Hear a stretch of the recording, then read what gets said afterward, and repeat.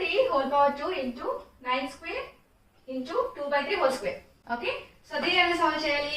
This one belongs to exponents and powers. Okay. So ఇప్పుడు ఇది చూడండి 5 by 3 whole square into 9 square into 2 by 3 whole square కదా. So 5 by 3 ఇక్కడ మనకి చూసుకుంటే బేసెస్ అన్ని డిఫరెంట్ గా ఉన్నాయి, పవర్స్ మాత్రం ఈక్వల్ గా ఉన్నాయి. ఈ బేసెస్ డిఫరెంట్, పవర్స్ ఈక్వల్ గా ఉన్నప్పుడు మనం ఏం చేయాలి? ఈ బేసెస్ అన్ని మల్టిప్లై చేసి పవర్ కామన్ గా రాసుకుంటే సరిపోతుంది కదా. సో దీన్ని ఎలా రాయాలి? 5 by 3 into 9 into 2 by 3. దీనికి హోల్ పవర్ 2. ఓకే, ఇవన్నిటికీ మొత్తానికి పవర్ 2. నెక్స్ట్ ఇక్కడ ఏమైనా క్యాన్సిల్ అవుతుందేమో చెక్ చేసుకోండి. 3 3s are 9 and 3 1s are 3. ఇంకా మిగిలింది ఏంటి? 5 into 2. 5 into 2 is how much? 10. అంటే 10 square. 10 square is equal to 100. This is the answer for this question.